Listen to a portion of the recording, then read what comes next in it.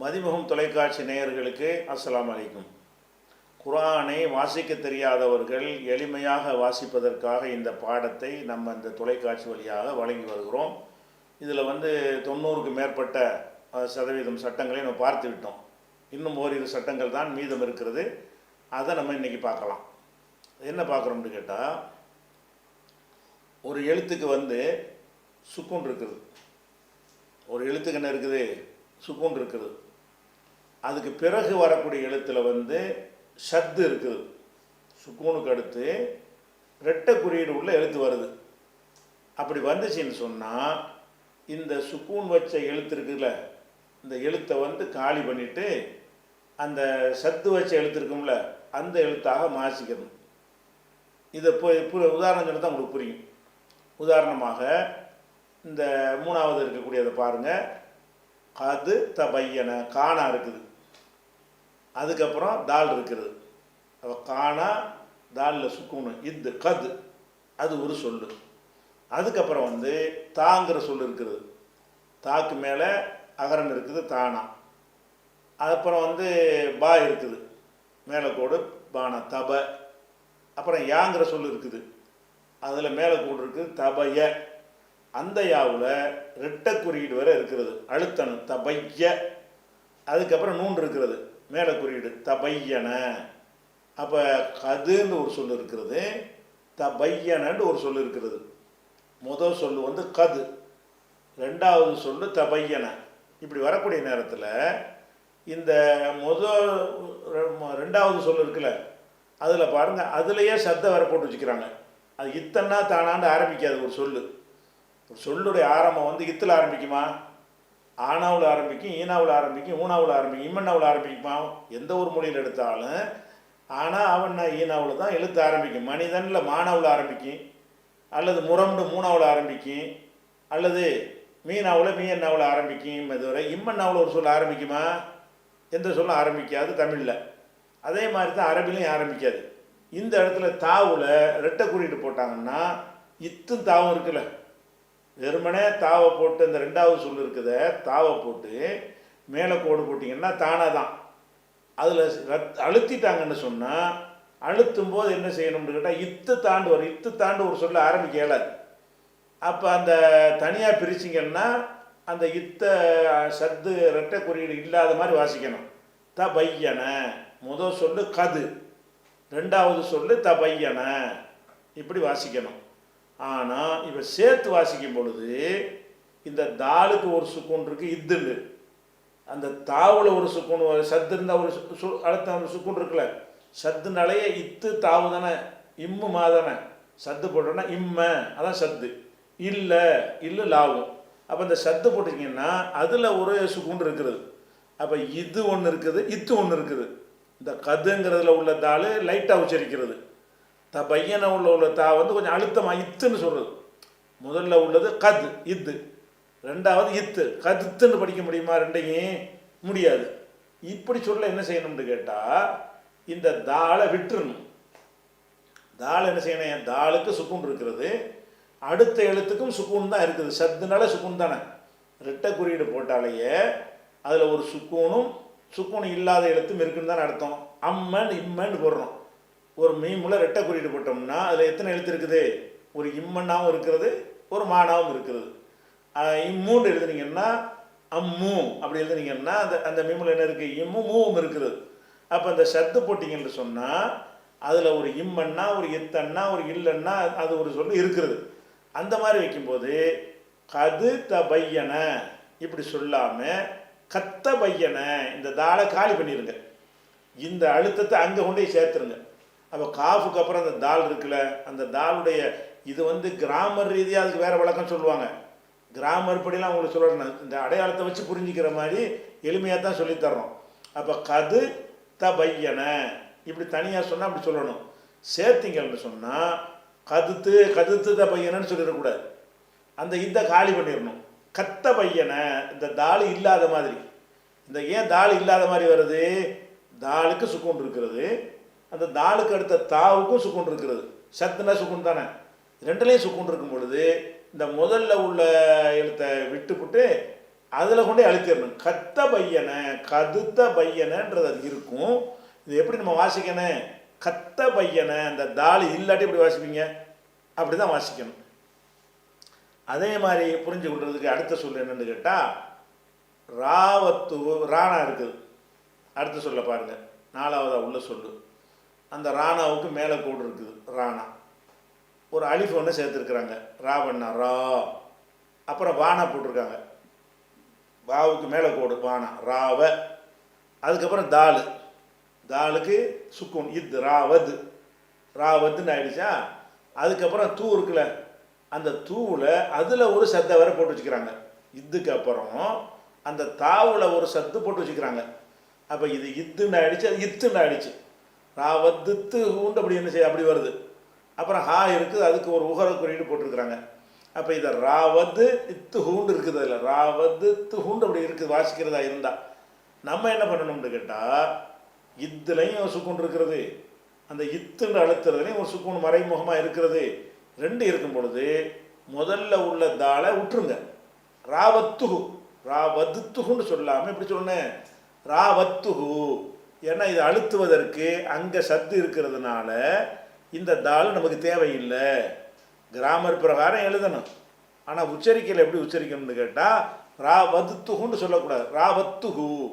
இந்த தாள் இப்போ இல்லாத மாதிரி இருக்கும், ஆனால் இல்லாத மாதிரி இப்படி வாசிக்கணும். அதே மாதிரி இந்த ஆறாவது சொல்ல பாருங்கள், அலிஃப் இருக்குதா, கீழே கூட ஈனா தால் இருக்கு, தான கூட இது இது இதுன்னு இருக்குது, இதுங்கிற தனியாக வச்சுருங்க. அதுக்கப்புறம் லா இருக்குது. இந்த லாவில் மேலே கோடு இருக்குது, லான்னாச்சு. ஆனால் ஸ்டார்டிங்கில் சத்து வருமா? வராது. ஆனால் சத்து போட்டிருக்கிறாங்க. அதை தனியாக சொல்கிறாங்க, அந்த சத்து இல்லாமல் தான் நீங்கள் வச்சுக்கணும். லான்னு வந்துருச்சு. அதுக்கப்புறம் லாம் இருக்கிறது, மேலே கோடு லால.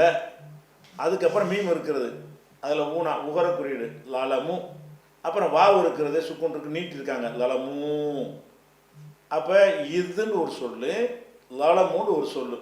தனித்தனியாக நீங்கள் சொன்னீங்கன்னு சொன்னால் அந்த லலமூல லாதில் சத்து இல்லாமல் தான் அதை சொல்லணும். இருந்தாலும் பிரித்து சொன்னீங்கன்னு வைங்க, இது லலமு என்று சொல்லணும். இந்த சேர்க்கும்போது என்னவாயிரும்னு கேட்டால், இங்கே சத்து இருக்கிறதுனால அந்த தாளை காலி பண்ணிட்டு இருளமு இதுலமு இது சொல்லவே இயலாது. இது நீங்கள் சொல்வதாக இருந்தால் இதையும் உச்சரிச்சுட்டு இல்லையும் உச்சரிச்சிங்கன்னு சொன்னால் வராது. அதுக்காக என்ன செய்வாங்கன்னு கேட்டால், அந்த தாள் இல்லாத மாதிரி விட்டுருங்க. இல்லலமு இது லலமுன்னு இருக்கு. இல்லலமுன்னு என்ன செய்யணும், ஈய கொண்டை அந்த லாவில் கொண்டை ஜாயிண்ட் பண்ணி இல்லலமுன்னு படிக்கணும். அதே மாதிரி அடுத்த எழுத்து பாருங்கள், அலிஃப் இருக்குது, மேலே கோடு ஆனா. அடுத்தது ஹாங்கிற எழுத்து இருக்குது, மேலே கோடு அஹ. அதுக்கப்புறம் தா இருக்குது, தாவுக்கு சுக்குன் இருக்குது, அஹத். அதுக்கப்புறம் தா இருக்குது, இந்த தாவுக்கு உகர குறியீடு இருக்குது, அகத்தூன் இருக்கிறது. இங்கே என்ன பிரச்சனைன்னு கேட்டால், இந்த தாங்கிற எழுத்துக்கு சுக்குன் இருக்கிறது. அடுத்த எழுத்து தா, இது தேங்கிறவங்கள அந்த தேங்கிற எழுத்து. அந்த தேக்கு என்ன செய்யுதுன்னு கேட்டால், சத்து இருக்குது. சத்துன்னா அதில் ஒரு சுக்குன் இருக்குதுன்னு அர்த்தம். மறைமுகம் இத்தனை உச்சரிப்பு இருக்குல்ல, அது ஒன்று இருக்குது. அப்போ தாவில் ஒரு இத்து இருக்கிறது, தாவில் ஒரு இத்து இருக்கிறது. இப்போ என்ன செய்யணும், அந்த முதல்ல உள்ள துவா இருக்குல்ல, அந்த துவா உச்சரிப்பை விட்டுட்டு தே மாதிரி என்ன செய்யணும், அதை வாசிக்கணும். அகத்து, அகத்துன்னு என்ன செய்யணும், இந்த எழுத்தை அந்த எழுத்தாக மாற்றிக்கொள்ள வேண்டும். இப்படி ஒன்றாச்சு. அதே மாதிரி அடுத்த சொல்ல பாருங்கள், 12வது சொல்லு. அதில் என்ன இருக்குது, அலிஃப் இருக்கா, அலிஃபு கீழே கோடு ஈனா. அதுக்கப்புறம் ரா இருக்குது, அந்த ராவுக்கு சுக்குனு இர். அதுக்கப்புறம் காஃப் இருக்குது, காணா மேலே கோடு இருக்க. அப்புறம் பா இருக்குது, அதில் சுக்குனு இப்பண்ணா இர்கபு இர் கா இப் இர்கபு. இதை தனியாத்திக்கு வச்சுருங்க. அடுத்த சொல்லி என்னது, மீம் இருக்கிறது, மீமில் மேலே கோடு இருக்கிறது. ஸ்டார்டிங்கில் சத்து அது இல்லாத மாதிரி தான். தனியாக வாசிங்கன்னா அது ஸ்டார்டிங்கில் சத்தை கொண்டு வாசிக்க முடியாது. ஒரு சொல்லுடைய ஆரம்பத்தில் சத்து வந்துச்சுன்னு சொன்னால் எப்படி வாசிக்கிறது, வாசிக்க முடியாது. அப்போ மா தான் அதில் இருக்குது. அதுக்கப்புறம் ஐன் இருக்கிறது, மேலே கோடு ஆனா ம. அப்புறம் நூன் இருக்கிறது, மேலே கோடு ம அன. அப்புறம் அலிஃப் அவர்கள் நீட்டி இருக்கிறாங்க, ம அனா. இர்கபு அது ஒரு சொல்லு, ம அனா அது ஒரு சொல்லு. இப்போ நம்ம என்ன செய்யறோம், சேர்த்து படிக்கும் பொழுது இர்கபுன்னு இப்புங்கிறீங்கல்ல, அதில் ஒரு சுக்குன் இருக்கிறது. அந்த சத்து உள்ள எழுத்து மீம் இருக்குல்ல, அதில் ஒரு சுக்கூன் ஒளிஞ்சு இருக்கிறது. வெளிப்படையாக இதில் வந்து சுக்குன் இருக்கிறது பாவில். மீமில் வந்து மறைமுகமாக சுக்குன் இருக்கிறது. அப்போ இப்பு இம்மு வருது, இப்புக்கு அடுத்து இம்மு வருது. இப்பு இம்மு வாசிக்க இயலுமா, இப்பு மட்டும் படிக்க இயலுமானா வராது. அதனால் என்ன செய்யணுன்ற, இதை எப்படி படிக்கணும்னு கேட்டால் இந்த பாவை காலி பண்ணிடுங்க, இல்லாத மாதிரி. இர்க்கம் மானா, இர்க்கம் மானான்னு என்ன செய்யணும், அந்த மீமோட கொண்டை சேர்த்து அதை படிச்சிடணும். இப்படி அடுத்த எழுத்தாக என்ன செய்யுது, மாறி விடுகிறது. அதே மாதிரி அடுத்த சொல்ல பாருங்க, ஐன் இருக்குது, ஐனுக்கு மேலே கோடு ஆனா, அப்புறம் பா இருக்கிறது, அதுக்கு மேலே கோடு பானா, அதுக்கப்புறம் தால் இருக்கிறது, அதுக்கு சுக்கூன் இருக்குது அபது, ஆனா பானா இத்தன அபது. அப்புறம் தாங்கிற எழுத்து இருக்குது, அதுக்கு உகரம் இருக்குது தூணா, அதுக்கப்புறம் மீம் இருக்கிறது, அதுக்கு சுக்குன் இருக்கிறது இம்மு. இது எப்படி இருக்குது, அபது அப்படி ஒரு சொல்லு, துண்டு ஒரு சொல்லு. இந்த தும்மில் என்ன இருக்குன்னு கேட்டால் அதில் ஒரு சத்தோடு வேறு இருக்குது. அதில் சத்துன்னா அதில் ஒரு சுக்குன் இருக்குன்னு அர்த்தம். தால் இருக்கிறதுக்கு முந்தின எழுத்து அதில் ஒரு சுக்குன் இருக்குன்னு அர்த்தம். அப்போ தாலில் ஒரு சுக்குன் இருக்கிறது, இந்த தே இருக்குதுல்ல அதில் சத்து இருக்கிறதுனால அதில் ஒளிஞ்சிக்கிட்டு இருக்கிறது, இத்தனை ஒளிஞ்சு இருக்குது. அப்போ இத்துன்னு வருது. அப்போ அபத்துன்னு இத்து வருது, இத்துண்டு அதில் இத்து ஒன்று வருது. இந்த சொல்லில் இந்த இடத்துல இத்துன்னு வருது, அந்த இடத்துல இத்துன்னு வருது. அதான் இத்து ரெண்டும் சேர்ந்து வருது. அப்படி வந்துச்சுன்னு சொன்னால் முதல்ல உள்ளது வாசிக்காதீங்க.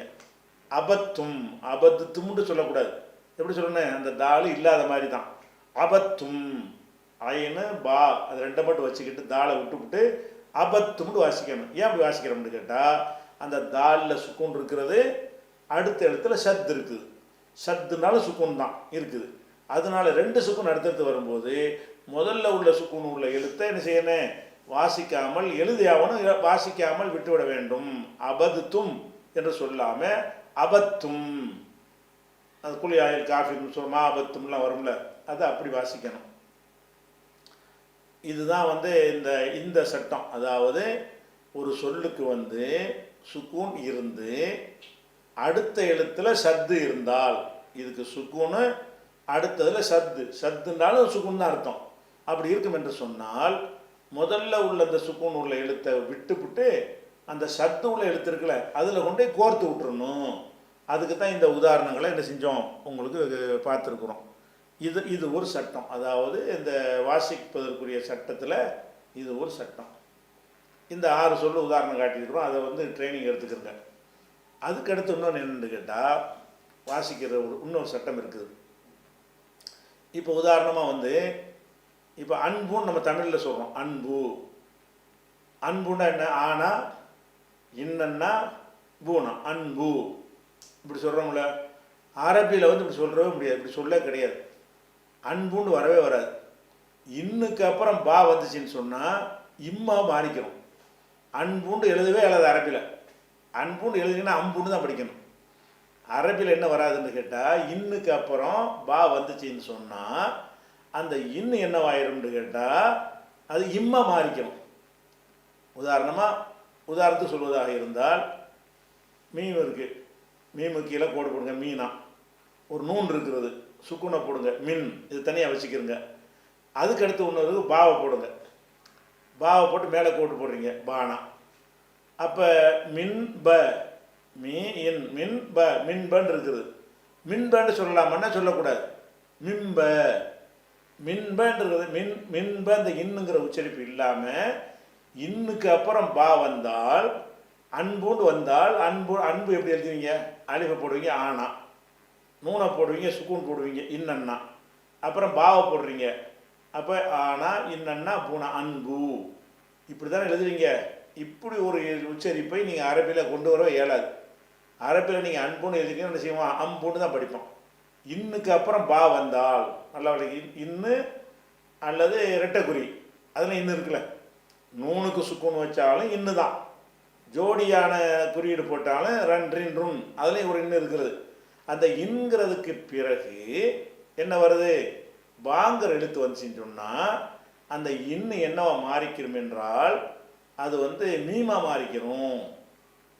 மின்ப அப்படின்னு சொன்னால் மிம்ப அதே மாதிரி இருக்கும். உதாரணமாக நீங்கள் பள்ளிவாசலில் மெம்பருங்கிறாங்களே, மெம்பர் மிம்பருங்கிறது பார்த்தீங்கன்னா மீனா ஒன்று சொல்கிறாங்க, இம்மன்னா ஒன்று சொல்கிறாங்க, பானா ஒன்று சொல்கிறாங்க, இர்ரனா மிம்பர் அப்படிங்கிறாங்க. எழுத்தில் மிம்பர்னு இருக்காது. எப்படி இருக்கு? மின்பர் தான் இருக்குது. மீனா இருக்கும், நூனுக்கு சுக்குன் போட்டு இன்னன்னா இருக்கும், அப்புறம் பானா இருக்கும், அப்புறம் ராவுக்கு சுக்குன் போட்டு மின்பர். அவள் மின்பர் என்று தான் அரபியில் எழுத்தில் இருக்கும். ஆனால் அரபிய வாயில் இது வராதவங்களுக்கு மின்பர்னு சொல்ல மாட்டாங்க, மிம்பர் தான். அந்த இன்னை இம்மாக்கி விட்ருவாங்க. அந்த பாவோட சேரும் பொழுது இன்கிற உச்சரிப்பு வரவே வராது. அப்போ தமிழில் இந்த மாதிரி வார்த்தை நீங்கள் சொன்னாலும் என்ன வராது? அரபியில் அவன் இதை வாசிக்க மாட்டான், அவன் நாக்கில் வராது. அவன் இன்னுக்கு பிறகு பா வந்தால் என்ன செஞ்சிருவான்? இம்மாக்கி விட்டுருவான் அப்படின்ட்டு. அப்போ இதை ஒரு உதாரணத்துக்கு புரிஞ்சுக்கணும். உதாரணமாக சொல்வதாக இருந்தால், இப்போ யானை இருக்குது, ஏ இருக்குது, மேலே கோடு யானா, ஒரு நூன் இருக்கிறது, சுக்கூன் போடுங்க, யா இன் என். அதுக்கப்புறம் பாங்கிற எழுத்து இருக்குது, அது போடுங்க, பாவை போடுங்க, மேலே ஒரு உகரம் போடுங்க, யா இன்பு என்பு. என்புன்னு சொல்லலாமா? சொல்லக்கூடாது, எம்பு. என்பு என்று எழுத வேண்டும். அப்புறம் என்ன செய்யணும்? வாசிக்கிறது எம்பு. அப்போ அன்பு என்று எழுத வேண்டும், வாசிக்கிறது அம்பு. அன்புன்னு எழுத என்ன செய்யணும்? அம்புன்னு வாசிக்கணும். அதே மாதிரி அம்பர், அம்பர்னு ஒரு மீன் இருக்குல்ல, அம்பர் நறுமண பொருள்லாம் இருக்குல்ல, இந்த அம்பருங்கிற நூலை அந்த எடுத்து பார்த்தீங்கன்னா அதில் மீன் இருக்காது. அரபியில் எழுதும்போது அன்பர், அன்பர்னு நூனு தான் போட்டு எழுதியிருப்பாங்க. ஆனால் நூன் போட்டு எழுதினாலும் அந்த நூனை எப்படி நம்ம வாசிப்போம்? இம்மண்ணாவை மாற்றிடுவோம். எதனால் இம்மண்ணாவை மாற்றுறோம்? இன்னுக்கு அப்புறம் பா வந்த பா எழுத்து மட்டும் வந்ததான். இந்த இன்னுக்கு அப்புறம் பே இருக்குல்ல, அந்த பேங்கிற சொல் எழுத்து வந்தால் மட்டும் என்னவாயிரும்னு கேட்டால் இன் என்பது இம்மு என்று மாறிக்கொள்ளும். அப்போ ஐன் போடுவாங்க, மேலே கோடு போடுவாங்க ஆனா, நூனை போடுவாங்க, மேலே சுக்கூன் போடுவாங்க அன், அப்புறம் பாவை போடுவாங்க, மேலே கோடு அன்ப, அப்புறம் ராவை போடுவாங்க, ஈர் போடுவாங்க, அன்பர். அன்பர்னு எழுதிட்டு என்ன செய்வாங்கன்னு கேட்டால் அம்பர்னு சொல்லுவாங்க. மின்பர், மின்பர் என்று எழுதிவிட்டு மிம்பர் என்று சொல்லுவாங்க. மின்பாதி என்று எழுதிவிட்டு மின்பாதி, மின்பாதின்னு எழுதுவாங்க. அது எப்படி பேசுவாங்க? மின்பாதி. இப்படி என்ன செய்வாங்க? சொல்லுவாங்க. அதே மாதிரி இப்போ ரஹீமன், பசீரன். ரஹீமன் அதில் ஒரு இன்னு இருக்குது, பசீரனில் ஒரு பா இருக்குது. அந்த இன்னுக்கு அப்புறம் பா வந்தால் ரஹீமன் பசீரன் சொல்லாமல் ரஹீமம் பசீரா, ரஹீமன் பசீரான்னு சொல்லாமல் ரஹீமம் பசீரன். அப்படி அந்த தன்மீன் வந்தாலும், அந்த ரெட்டை குறியீடு வந்தாலும் சரி, சுக்குன் வச்ச நூன் வந்தாலும் சரி, அதற்கு பிறகு பே வந்துருச்சுன்னு சொன்னால் அந்த பே என்ன வாய்க்கிறேன்? அந்த நூனை மீமா மாற்றி விட்டுரும். இது மாதிரி குரான் பூரா படிச்சிங்கன்னா இந்த மாதிரி சொற்கள் என்ன செய்யும்? நிறைய வரும். அப்போ இது இது ஒரு தெளிவாக விளைவிக்கிறேன். என்ன மனசில் வச்சுக்கணும், ஞாபகம் வச்சுக்கணுது, இன்னுக்கு அப்புறம் பா வந்திருக்குதா? அதே நேரத்தில் என்ன செய்வாங்கன்னு கேட்டால் உங்களுக்கு இது இன்னுக்கு அப்புறம் பா வந்தால் இம்மா மாற்றணும்ல, அது நிறைய பேர் ஞாபகம் வச்சுக்கிற முடியாது. அவங்களுக்கு வந்துடும். அரபியர்களுக்கு அந்த சொல் எந்த சொல்ல சொன்னாலும் அவங்களுக்கு இன்னுக்கு அப்புறம் பா நாக்கில் வராது. இன்னுக்கு அப்புறம் பா வந்தால் இம்முன்னு தான் படிப்பாங்க. அவங்களுக்கு இயற்கையில் வந்துடுது. நம்மளை மாதிரி ஆட்களுக்கு என்ன செய்வாங்கன்னா, அதுக்காக என்ன செய்வாங்கன்னு கேட்டால் ஒரு சின்னதாக ஒரு அடையாளம் உங்களுக்கு வைப்பாங்க. எப்படி வைப்பாங்கன்னு கேட்டால் மீனா என்னென்ன மீன் போட்டிங்கல்ல, அப்புறம் பா வருதுல்ல, அந்த இடத்துல என்ன செய்வாங்கன்னு கேட்டால் சின்னதாக குட்டியாக ஒரு மீமை போட்டு வச்சுருப்பாங்க. இன்னுக்கு மேலே, அந்த இன்னுங்கிற எழுத்துக்கு மேலே என்ன செய்வாங்கன்னு கேட்டால் சின்னதாக என்ன செய்வாங்க? மீம் எழுதி வச்சுருப்பாங்க. எதுக்கு வச்சுருப்பாங்க? இந்த இன்னை இம்மூண்டு வாசி. அது இல்லாட்டாலும் அப்படி தான் வாசிக்கணும். அந்த அடையாள குறி நம்மளை மாதிரி அரபி தெரியாத வாசிக்காத மக்களுக்காக வேண்டி அதை போட்டு வைக்கிறாங்க. அந்த மீமுங்கிற ஒரு அடையாள குறி போடாவிட்டாலும் அது எப்படி தான் வாசிக்கணும்? இன்னுக்கு அப்புறம் பா பி பூ வந்துச்சுண்டா, இன்னுக்கு அப்புறம் பானா வந்தாலும் சரி, இன்னுக்கு அப்புறம் பீனா வந்தாலும் சரி, இன்னுக்கு அப்புறம் பூனா வந்தாலும் சரி, இன்னுக்கு அப்புறம் பாவண்ணா வந்தாலும் சரி, இன்னுக்கு அப்புறம் பீயண்ணா வந்தாலும் சரி, இன்னுக்கு அப்புறம் பூவண்ணா வந்தாலும் சரி, அந்த இடத்துல எல்லாம் என்னவாயிரும்னு கேட்டால் இன்னு எம்முங்கிற எழுத்தாக மாறிவிடும். இம்ங்கிற மாதிரி என்ன செய்யும்? அது மாறிக்கொள்ளும். இது ஒரு வாசிக்கிறதுல உள்ள ஒரு சட்டம். இன்றைக்கி 3 சட்டம் உங்களுக்கு சொல்லி தந்துருக்கு. அதை ரிப்பீட் பண்ணிக்கிறோம். முதல் சட்டம் என்னன்னு கேட்டால், இன்கிற எழுத்துக்கு பின்னாடி இன்கிற எழுத்தாக இருக்கலாம், அல்லது ரெட்டை குறியீடு இருக்கும்ல, அதில் இன்னும் ஒளிஞ்சிருக்குல்ல, அந்த ஒரு உச்சரிப்புக்கு பின்னாடி வாவு வந்தாலும் ஏ வந்தாலும் அந்த இன்னுங்கிற உச்சரிப்பை வந்து என்ன செய்யணும்னு கேட்டால், இன்னு என்று சொல்லாமல் அதை வந்து மூக்கை கொண்டு என்ன செய்யணும், அது மூக்குனால சொல்லணும். மின் யவ் மின் என்பதை வந்து மீ யவ் மின், மின் வாளின் என்பதை வந்து மின்வாளின் இப்படி சொல்லணும். இது ஒரு சட்டம். இதுக்கு நிறைய உதாரணங்கள் உங்களுக்கு காட்டிவிட்டோம். அடுத்ததாக வந்து இது ஒரு சட்டமாச்சா, இதுக்கு நிறைய உதாரணம் உங்களுக்கு போட்டு காட்டியிருக்கு. அடுத்து ஒரு சட்டம் என்ன சொல்லியிருக்கோம்னு கேட்டால், ஒரு எழுத்துக்கு வந்து சுக்கூன் வருது, அடுத்த எழுத்துக்கு சத்து வருது. ஒரு எழுத்துக்கு சுக்கூனு, சுக்கூனுக்கு அடுத்து சத்து வந்தால் அதுக்கு என்ன அர்த்தம், அதுலேயும் சுக்கூன் இருக்குன்னு அர்த்தம். இதனால் நீங்கள் புரிஞ்சுக்கிறதுக்காக சொல்லணும். அதாவது அல்ல அல்லன்னு எழுதுறீங்க, ஆனா போடுறீங்க, அலிஃபு லாம போடுறீங்க, அதில் சத்து வச்சிடுறீங்க டபிள்யூ மாதிரி. அதை வந்து என்னென்னு படிப்பீங்க, அலன்னு படிக்க மாட்டீங்க, அல்லன்னு படிக்கிறீங்க. அப்போ அல்லன்னு நீங்கள் படித்தா அதில் என்ன இருக்குது, உள்ளுக்குள்ளே ஒரு இல்லன்னாவும் லானாவும் இருக்கிறது. இந்த ரெட்டை குறியீடு வச்சுட்டீங்கன்னு சொன்னாலேயே அதில் என்ன இருக்குன்னா அந்த எழுத்து ரெட்டையாக இருக்குதுன்னு அர்த்தம். எப்படி ரெட்டையாக இருக்கிறது, ஒரு இல் ஒன்று ஒரு லா ஒன்று, அல்ல அப்படின்னு வருதுல்ல. இந்த மாதிரி ரெட்டை குறியீடு வந்தாலேயே அதுக்கு முந்தின எழுத்தில் வந்து சுக்கூன் வரக்கூடாது. ஏன்னா அதுவே ஒரு சுக்கூன், அதுவே ஒரு சுக்கூனாக இருக்கும் பொழுது அதுக்கு முந்தின எழுத்துல சுக்கூன் வந்துச்சுன்னு சொன்னால் ரெண்டு சுக்கூனை வாசிக்க இயலாது. உங்கள் தமிழில் வச்சுக்கிறோமே, ஒரு இம்மன்னா ஒரு இத்தனை வாசிக்க பார்ப்பேன், ரெண்டையும் வராது. அப்போ இம்த்துன்னா சொல்வதற்கு என்ன செய்யும், அது வந்து இம்மு இரு இருக்குது, இம்ருன்னு அது வருமா, அப்படி ஏதாவது வராது. இம்மு வந்தால் இம்ர அல்லது இம்ரி அல்லது இம்ரு அப்படி வரும். அது வாசிக்க கஷ்டமாக இருக்கிறதுனால என்ன செய்வாங்கன்னு கேட்டால், அந்த முதல்ல உள்ள சுக்கூன் உள்ள எழுத்தை விட்டுப்புட்டு இந்த சத்து வச்ச எழுத்தை என்ன செய்வாங்க, உசுறு கொடுத்துருவாங்க.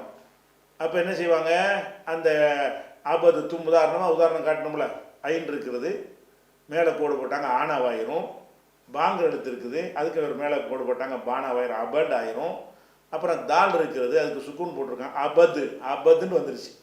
அடுத்து என்ன வருது, தா வருது. அந்த தாவுக்கு என்ன வருதுன்னு கேட்டால் அந்த சத்து வச்ச அடையாளம் ரெட்டை குறியீடு வருது. அப்போ இத்தன்னாவும் தூணாவும் இத்துண்டு வருது. அப்புறம் மீம் இருக்குது, இம்முண்டு வருது. அப்போ அபது அது ஒரு சொல்லு, இத்துண்டு ஒரு சொல் வருது. இத்தும்ல ஒரு சொல் ஆரம்பிக்குமா, இத்தை கொண்டு ஆரம்பிக்காது. அந்த இத்துன்னு வந்தாலும் முன்னாடி உள்ளோடு ஜாயிண்ட் பண்ணணும். அப்படி ஜாயிண்ட் பண்ண போகும்போது என்ன ஆகுதுன்னு கேட்டால், தாளுலையும் ஒரு சுக்கூன் இருக்கிறது, அபது தும்ங்கிற அந்த சொல்லுல, தேயிலையும் ஒரு சுக்கூன் மறைமுகமாக இருக்கிறது. அப்போ அபது தும் அப்படி சொல்லாமல் இந்த தாளை வந்து க்ளோஸ் பண்ணிடணும். உச்சரிப்பில் எழுத்தில் இருக்கும், உச்சரிக்கும் போது தாளை விட்டுறணும், விட்டுட்டு அபத்தும் அபதுத்தும் என்று சொல்லாமல் எப்படி சொன்னேன், அபத்தும். அப்போ இந்த தாள் இல்லாமல் போய்விடுகிறது. அதே மாதிரி என்ன செய்யலாம், அதே மாதிரி மார்க்க மற்றும் சமுதாய பணிகளில் இணைந்து செயல்பட அன்புடன் அழைக்கிறது கீழக்கரை தௌஹீத் பேரவை NTF. இந்நிகழ்ச்சி சிறக்க ஏக இறைவனை பிரார்த்திக்கும் டாக்டர் MA சையது அபுதாஹிர், முகமது சஃபி, அவுரங்கஜேப், லயானா மற்றும் குடும்பத்தினர், Narippaiyur. SD Racks, German Design Display Racks, Supermarket, Departmental Stores போன்ற கடைகளுக்கு தேவையான steel powder coated display rack தயாரிப்பாளர்கள். Showroom SD Racks, Rahat plaza, Vadapalani bus depot எதிரில், சென்னை. Contact MND 9381004122 or 04442180020. தூய இஸ்லாத்தை அறிந்து மறுமை வெற்றியை நோக்கி பயணிக்க அழைக்கிறது மேலப்பாளையம் தௌஹீத் பேரவை NTF. இந்நிகழ்ச்சி வெற்றி பெற துஆ செய்யும் முகமது கான் சஹீம் மற்றும் யூசுப் மெடிக்கல்ஸ் பாம்பன். தங்க நகைகள் விற்பனை செய்ய, அடகு நகையை மீட்டு விற்பனை செய்ய, ஹலாலான முறையில் தங்க நகை கடன் பெற RK ஹலால் ஜுவல் கேஷ். வட்டியை வெறுப்பவர்களுக்கு மட்டும் அழகிய தங்க நகை கடன். தொடர்புக்கு RK கோல்ட் ஹவுஸ் 9441411301. இந்த நிகழ்ச்சி சிறக்க வாழ்த்துவது தொண்டி தௌஹீத் சகோதரர்கள், தொண்டி தௌஹீத் பேரவை, ராமநாதபுரம் மாவட்டம். இந்நிகழ்ச்சி வெற்றி பெற துஆ செய்யும் அமீர் செல்லக்கனி துதல் அல்வா கடை, ஓஜயம் திரு, கீழக்கரை. இந்நிகழ்ச்சி மென்மேலும் சிறக்க துஆ செய்வது தௌஃபிக் மற்றும் தாரிக் குடும்பத்தார், கள்ளக்குறிச்சி. மூன்மார்க் நிறுவனத்தின் இணை நிறுவனம் மூன் ஃப்ரெஷ், அனைத்து வகை பழங்கள், அனைத்து வகை காய்கறிகள், கோழி இறைச்சி, ஆட்டு இறைச்சி, மீன் வகைகள், இறால், நண்டு ஆகியவை சுத்தமாகவும் சுகாதாரமாகவும் வாங்கிட மூன் ஃப்ரெஷ் மூன்மார்ட் நிறுவனத்தில் நீங்கள் அனுபவித்த அதே உயர்தரம், விலை மலிவு, கனிவான உபசரிப்பு ஆகியவற்றை மூன் ஃப்ரெஷ் நிறுவனத்திலும் நீங்கள் காண்பீர்கள். முகவரி மூன் ஃப்ரெஷ், இலக்கம் 2, ஜோன்ஸ் தெரு, மண்ணடி, மூன்மார்ட் அருகில், மண்ணடி, சென்னை 1. தங்க ஆபரண நகைகளை தூய்மையாகவும் நம்பிக்கையாகவும் வாங்கிட அல்ஹசீனா ஜுவல்லரி, மயிலாடுதுறை. உங்களுக்கு அரபி படிக்க தெரியாதா? குர்ஆன் ஓத தெரியாதா? குர்ஆனை ஓதிட ஆர்வமாக இருக்கிறீர்களா? உங்களுக்காகவே பி ஜைனுலாப்தீன் அவர்கள் எழுதிய எளிய நடையிலான புத்தகம் தான் குர்ஆனை எளிதில் ஓதிட. அரபி எழுத்துக்களை சரியாக புரிந்து கொள்ளவும், எளிதாக வாசிக்கவும், பிழையின்றி எழுதிடவும் வாங்கி பயன்பெறுங்கள். விலை ரூபாய் 30 மட்டுமே. தொடர்புக்கு மூன் பப்ளிகேஷன்ஸ் 9442763341. மண்ணடி பகுதி மக்களின் பேராதரவுடன் இயங்கி வரும் எங்கள் மூன்மார்ட் நிறுவனத்தின் 3வது கிளை கொடுங்கையூர். தரமான பொருள், குறைவான விலை, கனிவான சேவை. வாரத்தின் எல்லா நாட்களிலும் சேவை உண்டு. ஒருமுறை வந்து பாருங்கள், மனநிறைவோடு செல்லுங்கள். மண்ணடி பகுதி மக்களின் பேராதரவுடன் இயங்கி வரும் எங்கள் மூன்மார்ட் நிறுவனத்தின் 3வது கிளை கொடுங்கையூர். தரமான பொருள், குறைவான விலை, கனிவான சேவை. வாரத்தின் எல்லா நாட்களிலும் சேவை உண்டு. ஒருமுறை வந்து பாருங்கள், மனநிறைவோடு செல்லுங்கள். மூன்மார்ட், மண்ணடி, மாஸ்கான் சாவடி மற்றும் கொடுங்கையூர். இந்த நிகழ்ச்சி சமுதாயத்திற்கு பயனுள்ளதாக அமைந்திட துஆ செய்யும் நெஞ்சங்கள் அபு ஃபலல், சமர், அஹமத் ஃபலல் மற்றும் இஸ்ரா. தூய இஸ்லாத்தை அறிந்து மறுமை வெற்றியடைய துஆ செய்கிறோம். Adirai Royal tiles park, ECR road, Adirampattinam. இந்நிகழ்ச்சி சிறக்க பிரார்த்திக்கும் பேர்ணாம்பெட்டு பஷீருதீன் குடும்பத்தார், வேலூர் மாவட்டம். இந்த நிகழ்ச்சி சிறக்க வாழ்த்துகிறேன். Pilot Abdul Rahim, Qatar. இந்நிகழ்ச்சி பயனுள்ளதாக அமைந்து மறுமை வெற்றி கிடைத்திட வாழ்த்தும் நெஞ்சங்கள் முகமது ராசித், ரெஹான், நோமான் குடும்பத்தினர், கள்ளக்குறிச்சி. சொல்வதாக இருந்தால் கதுத்த பையனன்னு ஒன்று காட்டணும். காஃப் இருக்குது, மேலே கோடு, தால் இருக்கிறது, அதில் சுக்குன்னு கது, இத்து முடிஞ்சிருச்சா. அப்புறம் தா இருக்குது. தாவில் என்ன இருக்குண்டா தானாண்டுக்குரிய போடுவதோட சத்து வேறு போட்டு வச்சுக்கிறாங்க. இத்தன்னா தானா. தானாவுக்கு மேலே சத்து போட்டால் என்ன ஆயிரும்? ரெட்டை குறியீடு போட்டால், இது அழுத்த குறியீடு கொடுத்தாங்கன்னா இத்தும் தாவும் இருக்குது. அப்போ முதல்ல தாலில் சுக்கணும், அடுத்தது தேயில சுக்கணும். அப்போ கத்துன்னு வருது. அப்படி வர்றதுக்கு வந்து வாசிக்க சிரமமாக இருக்கும். அதெல்லாம் என்ன பண்ணுவாங்கன்னு கேட்டால் அந்த தாளை காலி பண்ணி, தாள் இருக்கும், தாளுடைய உச்சரிப்பு கூட கதுத்த பையன என்று சொல்லாமல் கத்த பையன, கதுத்த பையனன்றதான் இருக்குது. அதில் அப்படி சொல்ல மாட்டாங்க. எப்படி சொல்லுவாங்க? கத்த பையன, இப்படி அதை சொல்லுவாங்க. இது 2வது சட்டம். அடுத்த ஒரு சட்டம் என்ன சொல்லியிருக்கு? 3வது சட்டம் என்ன சொல்லியிருக்கும்னா, அரபியில் வந்து இன்கிற எழுத்துக்கு பின்னாடி அல்லது ரெட்டை குறியீடுக்கு, ரெட்டை குறியீடுல ஒரு இன் இருக்குதுல, அன், இன், உன், மண், முன், மின், அதில் இன்னும் அடங்கி இருக்குது. அப்போ ரெட்டை குறியீடுல ஒரு இன்னு இருக்குது. அப்போ நேரடியாக மறைமுகமாக இருக்கக்கூடிய ஒரு இன், அதில் 3 எழுதியே இன் போடுறாங்க. அது வெளிப்படையான இன். அப்போ இன்கிறது வெளிப்படையாக இருந்தாலும் உள்ளுக்குள்ளே மறைஞ்சி இருந்தாலும் இன்கிற உச்சரிப்பு வந்து விட்டது என்று சொன்னால் என்ன செய்யணும்? அடுத்து வந்து பா வருதான்னு பார்க்கணும். இன்கிற உச்சரிப்பு பா வந்துச்சின்னு சொன்னால் அது என்ன செய்யணும்? இன்னை வந்து இம்மா மாற்றிடணும். மின்ப, மின்பர், மின்பர் என்று எழுதினால் மிம்பர் தான் சொல்லணும். எழுதுவது மின்பர், வாசிப்பது மிம்பர். எழுதுவது அன்பர், வாசிக்கிறது அம்பர். இதே மாதிரி சொல்லிக்கிறணும். அதே மாதிரி நம்ம எந்த ஒரு சொல்ல வேணாலும் இன்னன்னாவுக்கு அப்புறம் என்ன செய்யுங்க? ஒரு பாவை போட்டு என்ன செய்யுங்க? நீங்களாக அன்புள்ள, அன்புள்ள நீங்கள் எழுதுனீங்கன்னு சொன்னால் அவன் அம்புள்ளன்னு தான் படிப்பான். அரபிக்காரன் அன்புள்ளன்னு படிக்க மாட்டான். ஏன்னு கேட்டால் அவனுக்கு இன்னுக்கு அப்புறம் பா வரக்கூடாது. இன்னுக்கு அப்புறம் பா வந்து அது நாக்கு பழவாதனால வரவே நம்மள மாதிரி சொல்ல அவனுக்கு வராது. அன்புள்ளன்னு எழுதுனீங்கன்னா அம்புள்ளன்னு படிச்சிருவான். ஏன்னு கேட்டால் அந்த எழுத்துக்கு அப்புறம் மீமு தான் அப்படின்னு அவன் பழகிட்டான். அவன் நம்மளுக்கு என்ன வரும்னுட்டா தமிழில் இந்த சொல் இருக்கிறதுனால நமக்கு குழப்பமாக இருக்கும். அது என்ன அன்புன்னு எழுதிட்டு அம்புன்னு படிக்கிறீங்கன்னு அவன் மொழியில் வரமாட்டேங்குது. என்ன செய்கிறது? சில வார்த்தைகள் வந்து நம்ம லானா பழம்ன்றது லானா இருக்குது, எவனுக்காச்சும் வருமா? தமிழ்நாட்டுக்காரனுக்கே முக்கால்வாசி வரமாட்டேங்குது. அவன் வேறு மாநிலத்துக்காரன்ட்டு போய் வாழைப்பழம்னா என்னடா வாழைப்பழம், என்னடா சொல்லுன்னு கேட்பான். அப்போ அவனுக்கு பழகின மாதிரி தான் வரும். அதனால் அரபியை பொறுத்த வரைக்கும் இன்னுக்கு அப்புறம் பா, பிஐ, இன்பு, இன்புட இம்பு, இன்ப, இன்பட இம்ப, இன்பி, இம்பி, இப்படி தான் என்ன செய்வாங்க? அன்பான, அம்பான அன்பானன்னு எழுதுவாங்க. எப்படி வாசிப்பாங்க?